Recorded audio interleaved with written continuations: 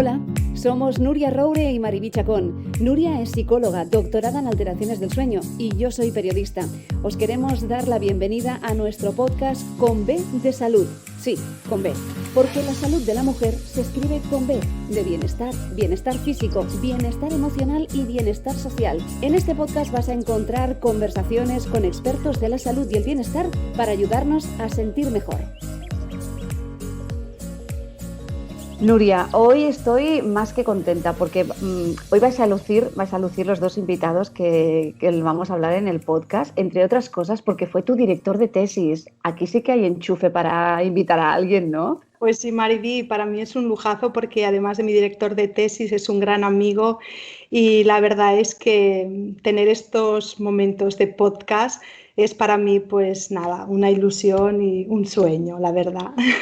Además, da la casualidad que he tenido la oportunidad de entrevistaros a los dos por alguno de vuestros estudios que habéis hecho en el Instituto de Recerca Biomédica de Lleida, y hoy vamos a hablar del que él dirige o de los que dirige, pero además, claro, Manu tiene como dos sombreros, o tres, podríamos decir, porque lo hemos invitado como subdirector científico del IRB Lleida, pero es que también es el director del grupo en este caso, de investigación de precisión de enfermedades crónicas. Tiene este grupo multidisciplinar, pero también tiene relación con Carlos III, ¿no? Pues sí, porque la verdad es que estamos hablando con una persona súper profesional, es un gran experto en el campo y hoy vamos a intentar sacarle el máximo, lo vamos a exprimir a tope, ¿verdad? Hablaremos del sueño, que ya sabéis que a mí me encanta, hablaremos de la noche, pero no podemos dejar de hablar de la noche si no hablamos también de nuestro día, porque es un ciclo de 24 horas. Todo aquello que nos ocurre durante la noche mientras dormimos afecta a nuestro día. Y así también nuestro día, cómo nosotros actuamos, cómo nosotros nos cuidamos, cómo nosotros vivimos y pensamos, también afecta a nuestra noche. Hablaremos en concreto de una patología que es el síndrome de apnea obstructiva del sueño, es decir, aquellas mujeres que durante la noche roncan o respiran fuerte y tienen paradas respiratorias. Manu Sánchez, buenos días y gracias por estar con nosotras. Hola, buenos días. Para mí es un placer acompañaros en esta iniciativa tan fantástica, este podcast dirigido especialmente a mujeres y a preocupaciones que desde luego nos preocupan a todos y desde el punto de vista científico ocupan nuestro principal interés, como he señalado antes. Muchas gracias por la invitación. Bueno, Manu, primero de todo, esta patología en la que vosotros estáis estudiando, ¿lleváis mucho tiempo en el equipo de investigación? La verdad es que sí. Claro, en mi caso yo los últimos 10 años de investigación lo he dedicado a esta patología, pero claro, yo me incorporé a un grupo liderado por el doctor Ferran Barbé, que llevaba mucho más tiempo que yo, y de hecho el doctor Ferran Barbé, que ha sido mi mentor en este ámbito de investigación, es un investigador que ha sido uno de los padres de lo que se conoce como el Grupo Español de Sueño, que es un grupo internacionalmente reconocido, con algunas de las aportaciones más importantes en el conocimiento de las consecuencias de esta enfermedad que señalaba Nuria, de la apnea del sueño. Por tanto, he tenido la fortuna de aprender de los mejores y evidentemente queda mucho por aprender, pero sí que llevamos bastantes años ya dedicados a esta enfermedad, que relativamente es una enfermedad joven, porque se empezó a hablar de ella y se empezó a tratar no hace más de 30 años y, por tanto, quizá quedan demasiadas preguntas todavía y demasiados interrogantes que no se han respondido, a diferencia de otras patologías, sobre todo por una cuestión de tiempo, ¿no? Cuando hablamos del síndrome de apnea del sueño, ¿de qué estamos hablando, Manu? Concretamente estamos hablando de una patología, de una serie de síntomas, y por eso hablamos de síndrome últimamente, y se está redactando una nueva guía de cómo tratar y cómo mencionar esta enfermedad. Y la palabra síndrome, la verdad es que cada vez pesa menos y tiene menos importancia, porque hay gente que presenta la enfermedad y que no tiene tantos síntomas. Por tanto, sí que estaríamos hablando de que es una patología, es una enfermedad y que ocurre durante el sueño.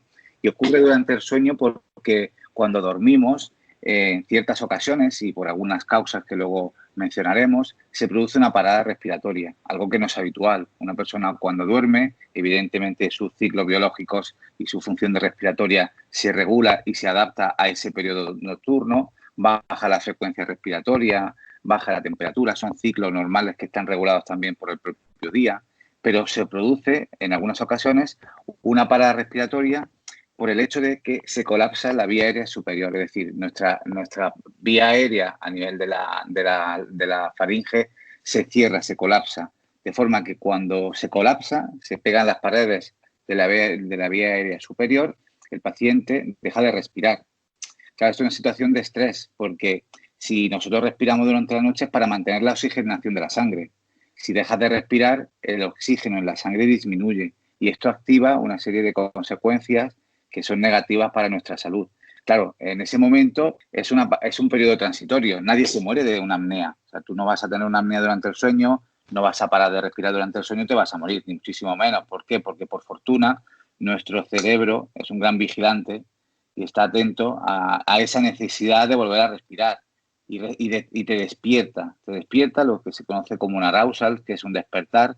Pero es un despertar no entendiendo el despertar que entendemos todos, de abrir los ojos, ser consciente de que algo ocurre. No es así. Es un despertar no consciente que realmente devuelve la respiración normal al paciente. El problema es que a poco tiempo vuelve a hacer otra parada respiratoria. Y esto ocurre de forma repetida durante toda la noche y durante todas las noches, a no ser que lo tratemos. ¿Pero la apnea avisa que algo no funciona en nuestro cuerpo? Sí, de hecho, claro, aquí vendría en juego realizar la asociación que existe entre apnea y otras patologías o otras consecuencias. Entonces, evidentemente, cuando un paciente tiene apnea, no es que tenga apnea de forma aislada. Seguramente, como tú bien indicas, Mariví, es una señal de que algo o que otras cosas no funcionan bien o no van bien. O además, el hecho de que tengan apnea dejarán de ir bien cosas que sí van bien. Por tanto, es una manifestación que merece consideración por las consecuencias que puede tener o por los indicios que está dando sobre el estado de salud de esa persona. Yo recuerdo cuando era pequeña que de vez en cuando venían unos familiares a casa y mi tío se iba a dormir muy pronto y él se metía en la cama y tenía una evolución del ronquido que a nosotros nos resultaba hasta divertido y hay veces que hasta lo habíamos grabado, pero es que el patrón era de muy lento hasta llegar al ronquido máximo, hacía una parada y vuelta a empezar.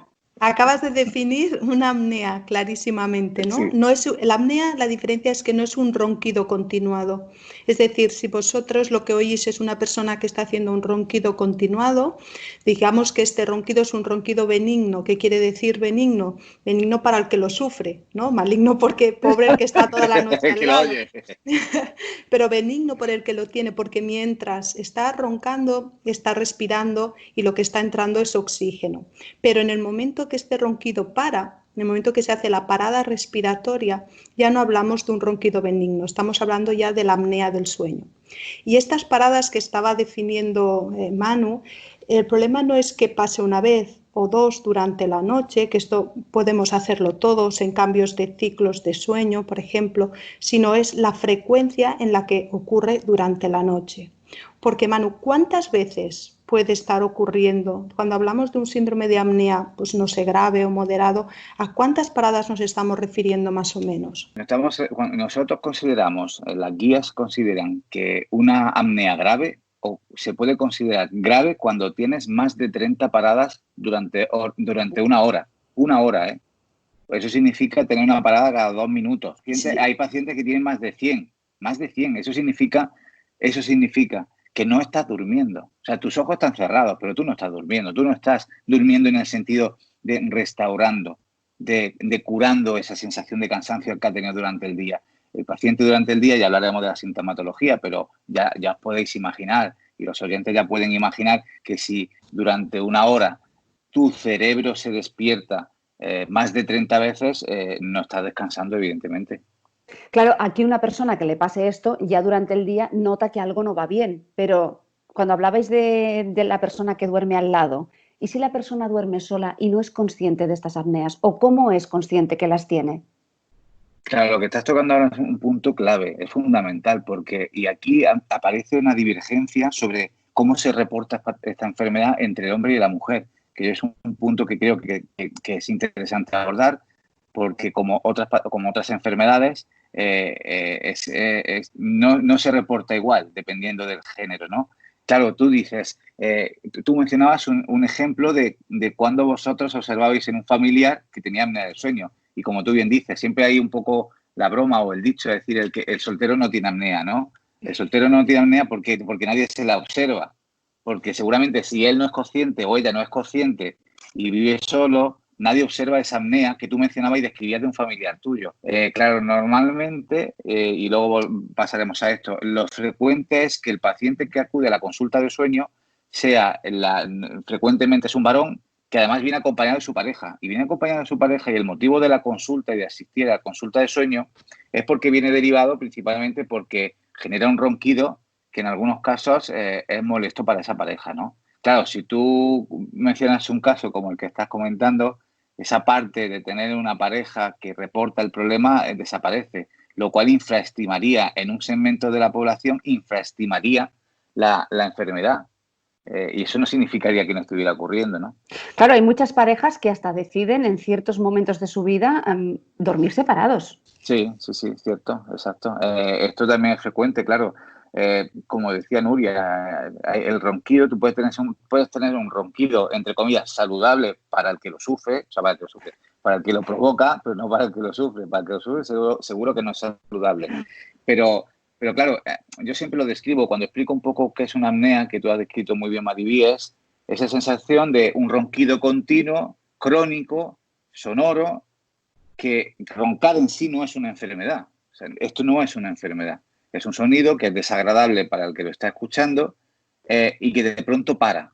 Claro, se hace un silencio que algunos pacientes, algunos acompañantes del paciente dicen, uy, de pronto para, qué sensación de alivio y de descanso. No, o sea, es el peor momento para tu pareja porque ha dejado de respirar.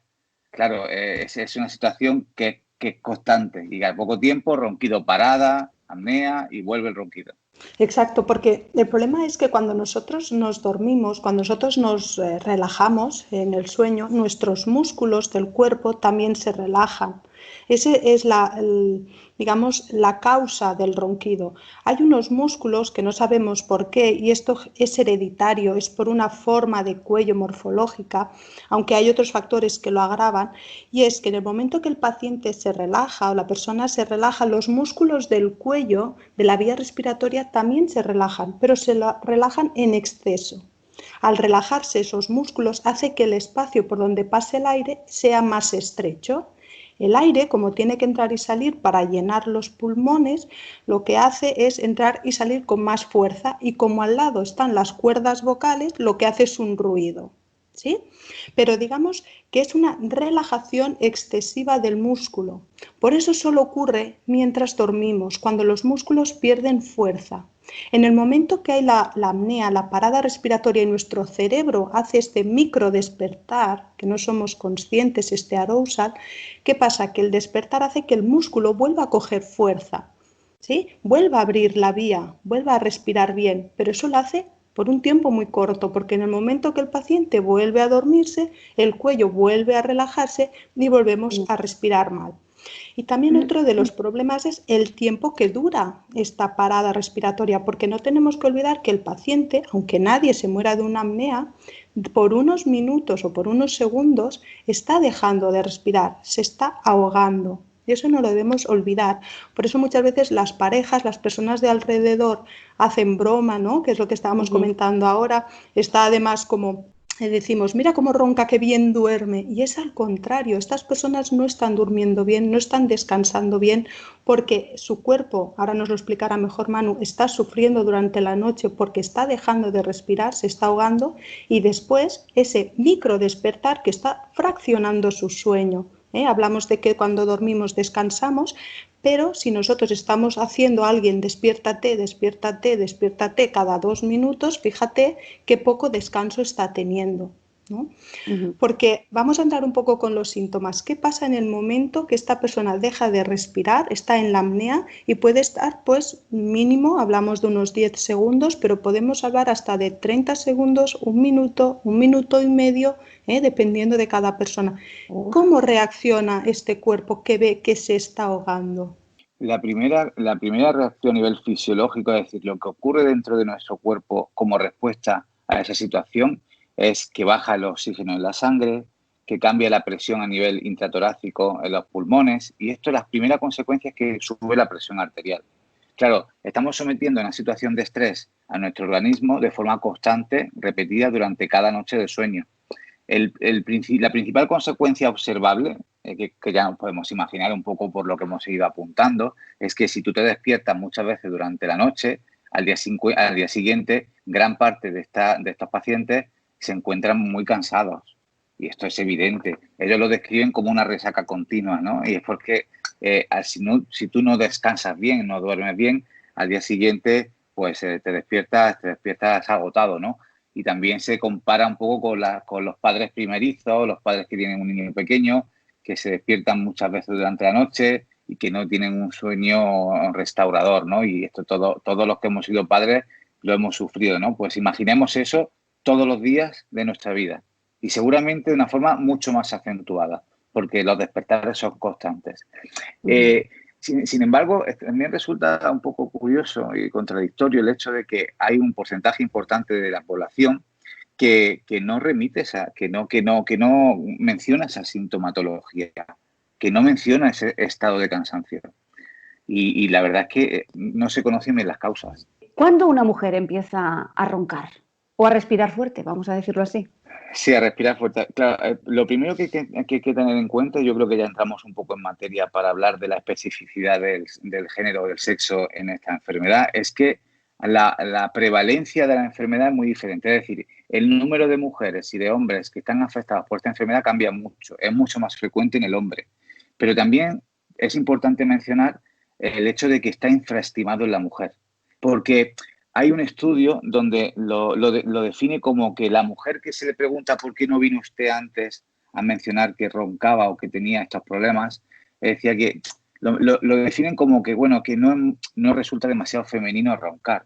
Claro, son comentarios que vienen de los pacientes, ¿no? Y que realmente van en contra de poder abordar adecuadamente la enfermedad de la mujer, ¿no? Y no es así, es algo fisiológico, puede ser un problema y que hay que abordarlo, independientemente de esa sensación autopercibida del paciente respecto a unos síntomas. Antes hablábamos de que el paciente que va a una unidad de sueño es un paciente que normalmente viene acompañado y además siempre el patrón típico o más frecuente es el hombre acompañado por la mujer, porque la mujer está un poco, entre comillas, un poco cansada de la pobre sufrir evidentemente ese ronquido constante. Pero ¿qué pasa al contrario? ¿Cuándo viene la mujer a la consulta de sueño?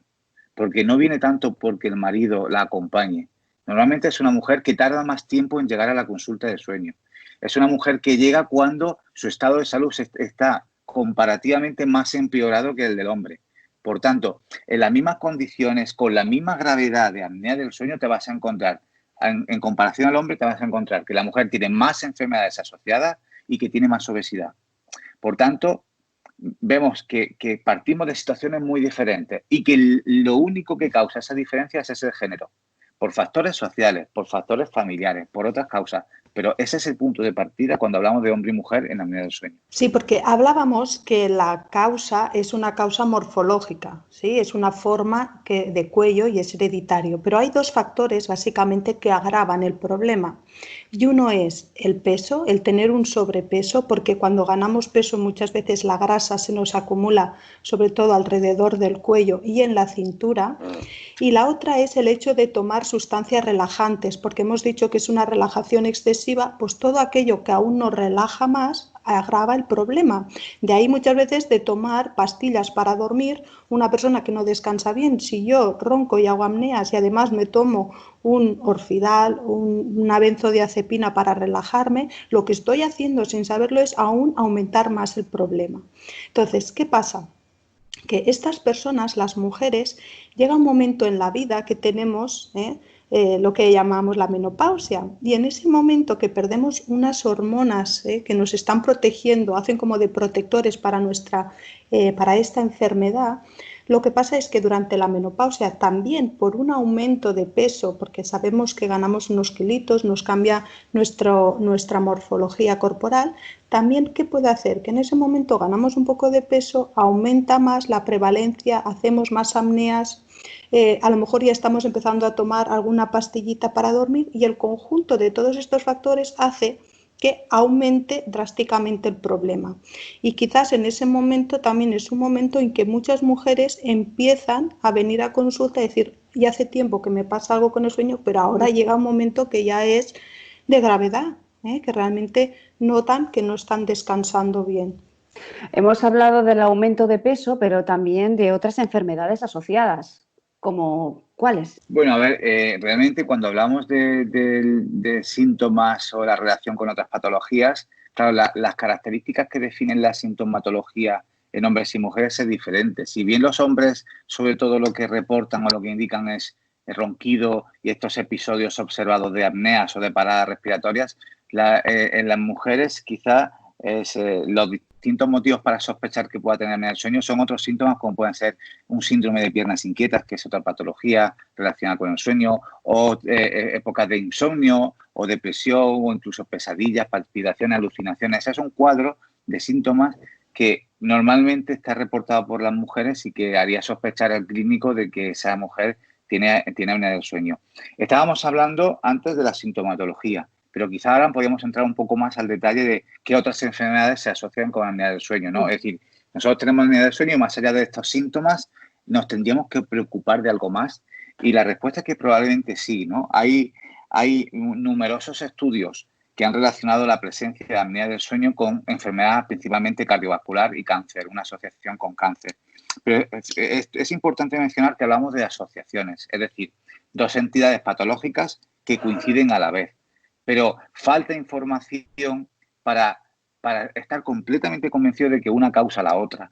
Sí que hay, evidentemente, numerosos indicios para asegurar que las consecuencias de tener una apnea activan una serie de respuestas que dan como resultado un aumento de tu tensión arterial y también un aumento de la prevalencia de padecer enfermedades cardiovasculares. Y esto quizás es el primer punto interesante que a mí me gustaría comentar, el hecho de que gran parte de los pacientes que tienen apnea del sueño también tienen hipertensión.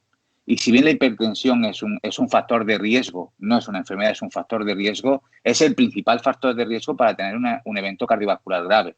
Por tanto, si un porcentaje importante de esa hipertensión está causada por tener una apnea del sueño, sería importante evaluar la necesidad de tratar esa apnea del sueño, porque de momento no hemos hablado de que es una enfermedad que por suerte tiene tratamiento, ¿no? Y esto entraremos ahora.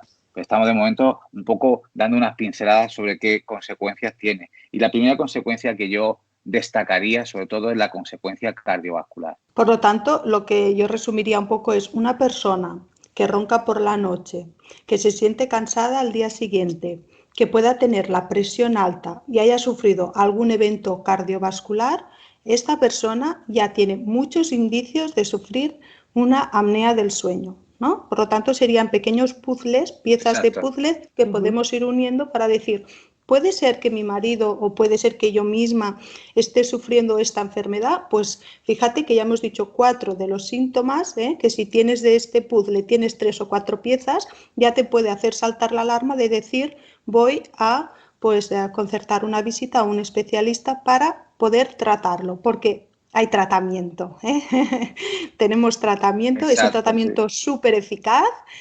¿Y de qué consiste el tratamiento?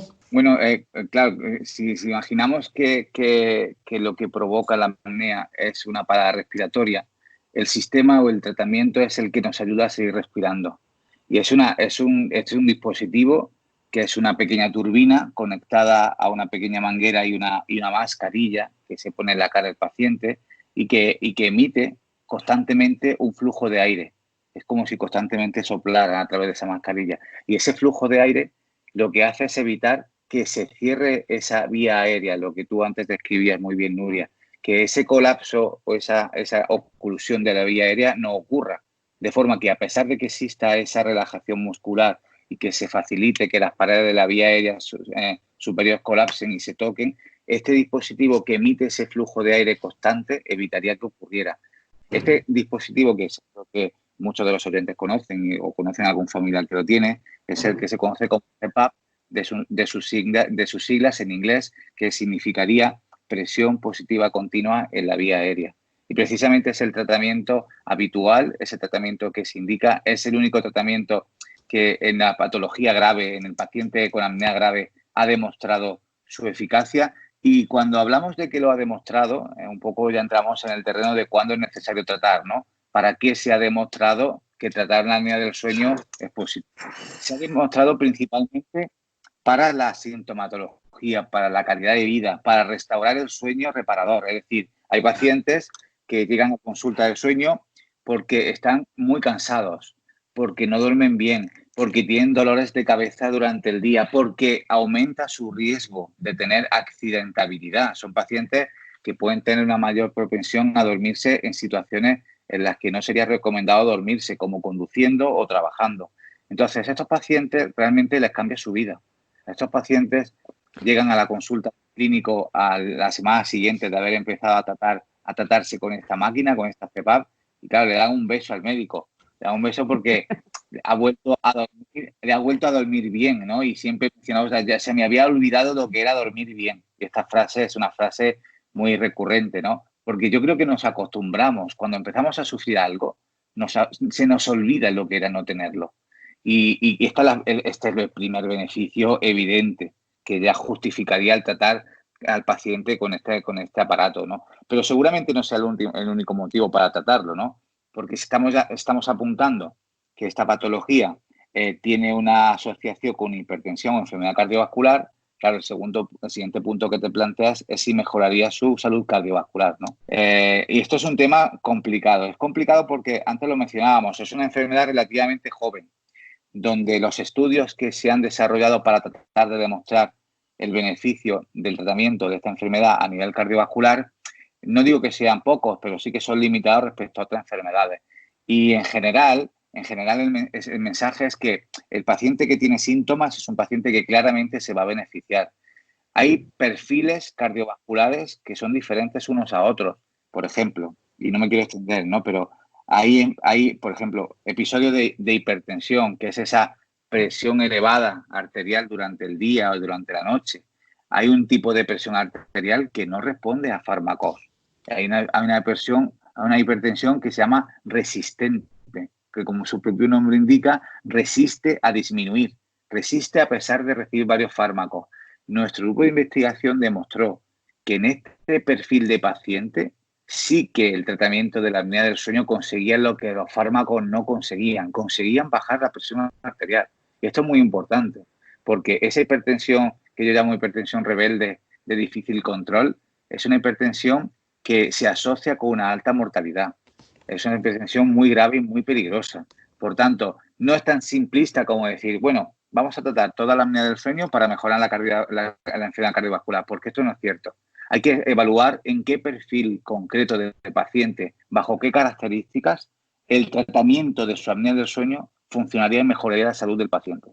Si tú tienes un paciente, y ya concluyo, si tenemos un paciente sin sintomatología, un paciente sin hipertensión, un paciente sin antecedentes cardiovasculares, muy probablemente su tratamiento de la apnea del sueño no sirva para nada, porque no tiene ningún síntoma que te indique la necesidad de tratar. Yo me gustaría saber si la aplicación del CPAP está también como muy relacionada con el peso que hablabas y con si las mujeres jóvenes somos más valientes a la hora de decir que tenemos un problema del sueño, que quizá lo que decías antes, ¿no? Que las mujeres cuesta, aquí también está para los dos, cuesta que vayan a la consulta, pero que quizá las jóvenes ven que hay un problema y ya van directamente diciendo, doctor, yo necesito la máquina. Mira, Mariby, estamos hablando del CPAP, que el CPAP es un instrumento, un aparatito que tenemos que arregla un problema pero no lo cura, ¿vale? Vamos a imaginarnos unas gafas, un CPAP son unas gafas, es decir, el día que yo me las pongo, veo bien, pero si yo un día no me las pongo, sigo teniendo el problema. Con el CPAP ocurre lo mismo. El día que yo duermo con la CPAP, me lo pongo durante la noche. Vamos a imaginarnos que es como un aparatito de los de oxígeno, aunque no nos imaginemos hay un armatoste, sino que cada vez los hace más pequeñitos, más monos, con florecitas incluso para las mujeres. Pero vamos a hablar de que si yo el día la noche me lo pongo, yo aquella noche voy a respirar bien y voy a dormir bien, pero si yo al día siguiente no me lo pongo porque me voy de vacaciones o fin de semana y me lo olvido, aquella noche voy a volver a dormir mal y voy a seguir haciendo apneas. Por lo tanto, es un dispositivo que lo arregla, pero que no cura el problema. Por lo tanto, es un tratamiento de por vida, casi de por vida. Por lo tanto, lo que tenemos que ver es que vamos a dormir ya todo lo que nos resta de vida con otro compañero de cama. Es decir, voy a dormir a partir de ahora con este dispositivo. Y esto psicológicamente también hay que tratarlo. Hay que explicarle por qué al paciente, hay que adaptarlo a esta nueva situación de dormir con este dispositivo. Por lo tanto, hay un trabajo previo a darle el dispositivo y que se vaya a dormir. Ahí tenemos grandes especialistas, sobre todo las que he podido trabajar yo, las enfermeras, las auxiliares, las técnicos de noche, hacen unas labores importantísimas en este trabajo más de adaptación al dispositivo. Porque una vez el paciente se adapta al dispositivo, lo que es el beneficio, la adherencia al tratamiento que llamamos, el hecho de que cuando te dice un médico tómate esta pastilla, luego puedes tomártela o no, esto es la adherencia, si haces caso o no al facultativo. Con el CPAP ocurre lo mismo, te lo pueden decir que a partir de ahora tienes que dormir con esto, pero puedes hacerle caso o no. O sea, lo que se ha visto es que si desde el principio hay una buena adaptación, te explican bien por qué lo necesitas y empiezas a usar este tratamiento, que como mínimo hemos visto que necesitamos unas 4 horas de noche de tratamiento, los resultados son a primera noche. Es que ya no es como digamos te doy una pastilla y espérate 15 días, no, es que la primera noche que el paciente se lo pone, si tiene síntomas graves, hacen un cambio, como decía Manu, espectacular. Entonces nos aseguramos de que ya lo van usando todas las noches. Ya antes, si se iban de vacaciones, se lo olvidaban, ahora se olvidan antes la ropa interior que el CPAP, porque el CPAP va a todos lados, ¿sí? Porque es un salvavidas.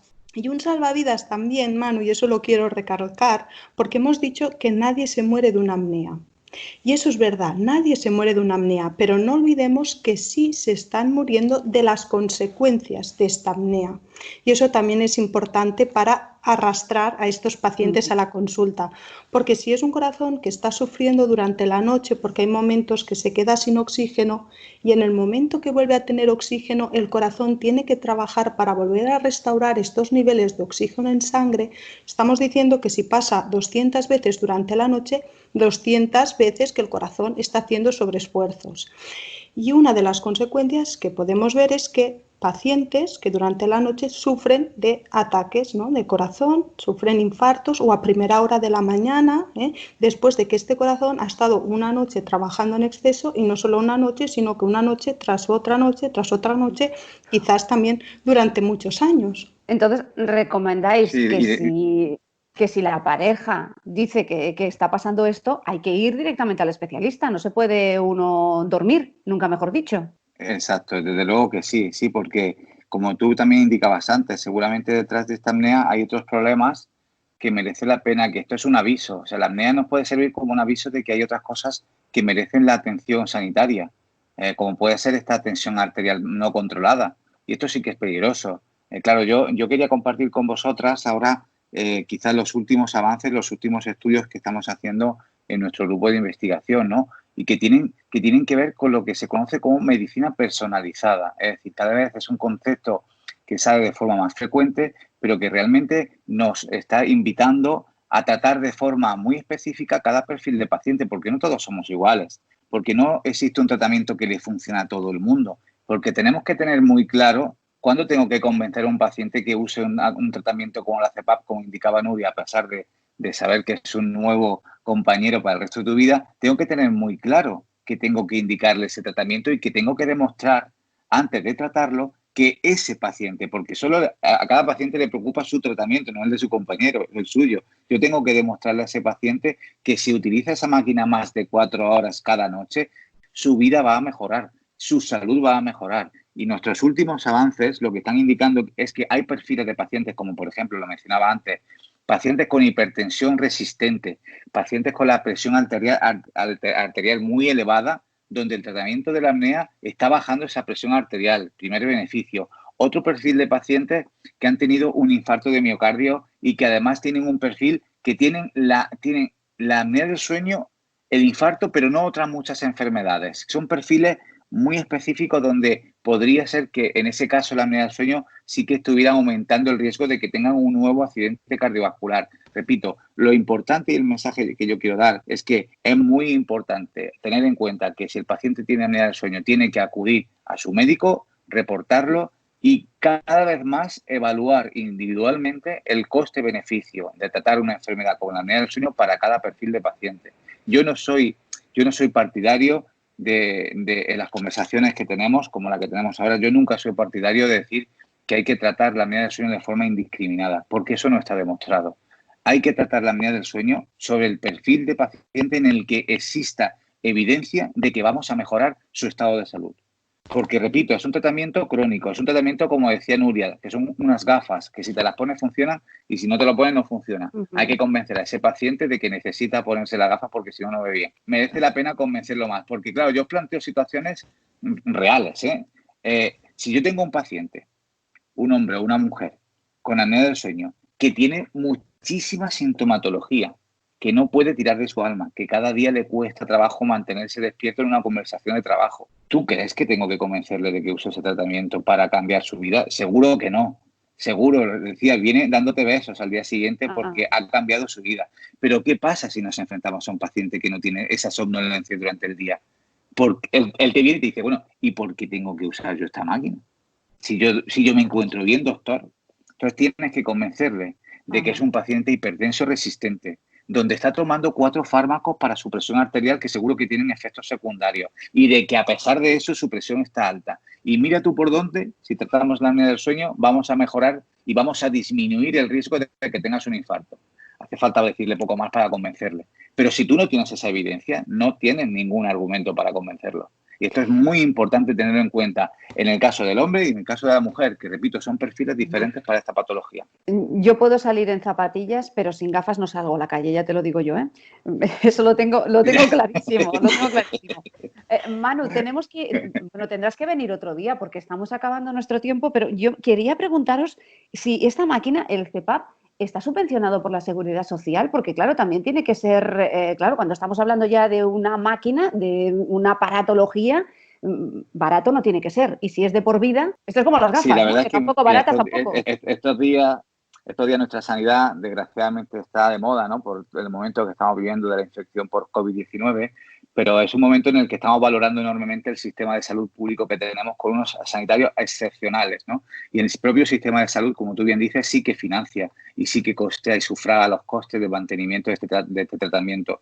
Y como indicaba Nuria muy bien, la importancia de este tratamiento no es el coste del aparato, no. La importancia de este tratamiento es ese grupo de profesionales fantásticos y extraordinarios y que son envidia a nivel internacional de pacientes, de personal sanitario que trabaja con el paciente para realmente mejorar el cumplimiento del tratamiento. Y eso tiene un coste enorme para el sistema de salud. Pero, claro, el coste de no tratar a un paciente que va a hacer un infarto seguro que será más alto para el sistema de salud que el tratamiento de la apnea del sueño. Por tanto, sí, es un tratamiento que costea la seguridad social y que además podemos sentirnos orgullosos y contentos de tener un grupo de profesionales que nos van a ayudar a adaptarnos a ese tratamiento. Aquí también tenemos que hacer una diferenciación entre los casos que son más graves de los que son más leves. Claro, la Seguridad Social en este caso lo que te da el dispositivo, te ofrece el dispositivo en los casos más graves. Es lo que decíamos, ¿no? Una persona que tiene una media dioptría o una persona que tiene 5 dioptrías. La persona que tiene media dioptría se puede dejar las gafas porque no le ve ningún beneficio. En este caso, las personas que son más leves, lo que podemos mirar es estos factores que decíamos antes que pueden agravar el problema, como puede ser el sobrepeso, como puede ser las sustancias relajantes. Hay casos en que si nosotros, una vez puesta la CPAP, vemos que esta persona puede perder peso, puede empezar unos buenos hábitos alimenticios, puede empezar a hacer un deporte, un ejercicio físico, puede empezar a cuidarse y a establecer buenos hábitos, puede ser que vaya bajando peso, esta persona reduzca el peso, si está tomando alguna medicación podemos ir retirando medicación, podemos ir cambiándola por otras alternativas y a lo mejor estas personas que tienen estos síntomas leves disminuye la frecuencia, el número de apneas y puede ser que a la larga también puedan retirar este CPAP.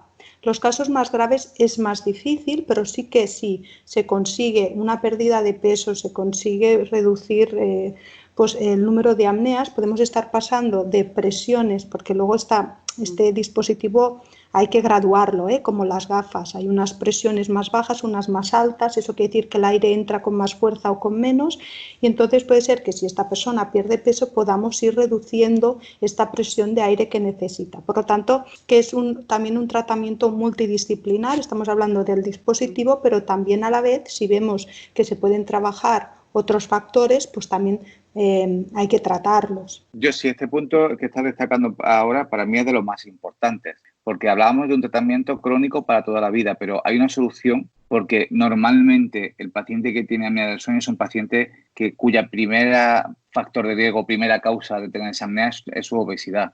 Por lo tanto, si tratamos esa obesidad, vamos a mejorar una cantidad enorme de complicaciones, porque ya sabemos que la obesidad quizás es el factor de riesgo más importante para tener enfermedad cardiovascular, aparte de la propia hipertensión, que también está afectada por la obesidad. Pero en el caso de apnea del sueño, la primera causa que se asocia con tener apnea del sueño es esa obesidad, porque el aumento del tejido graso en esa vía aérea superior, donde su espacio ya está comprometido, aún se cerraría más, ¿no? Entonces sí que tenemos casos de pacientes que cambian su estilo de vida, que tienen medidas higiénico-dietéticas adecuadas, que empiezan, como decía Nuria, a hacer un deporte, que sí que después de un tiempo y de una pérdida de peso significativa dejan de tener apnea del sueño. Y, por tanto, evidentemente, si dejan de tener apnea del sueño, hay que retirarle ese tratamiento con CPAP. Por tanto, no nos olvidemos de que estamos en una patología donde la mejor solución sería precisamente eliminar esos factores que están haciendo que el paciente tenga apnea del sueño, como en muchos casos es el tener una obesidad poco saludable, ¿no? Por tanto, sería la principal preocupación, eliminar esa obesidad, y con eso quitaríamos muchos problemas, entre ellos la apnea del sueño, claro. Manu, vas a tener que quedar otro día con nosotras porque nos estamos comiendo el tiempo y nos han quedado un montón de temas, porque yo me he quedado aquí con muchísimas cosas por saber, o sea que otro día tenemos que buscar en tu agenda que puedas conectar otra vez con nosotras. Pues por supuesto, contad conmigo, para mí es un placer compartir lo que es mi trabajo de cada día, por tanto uno siempre disfruta hablando de lo que trabaja y lo que se dedica, ¿no? Y como tú bien dices, Mariby, hay otros muchos temas, porque esto es un mundo, el de la investigación,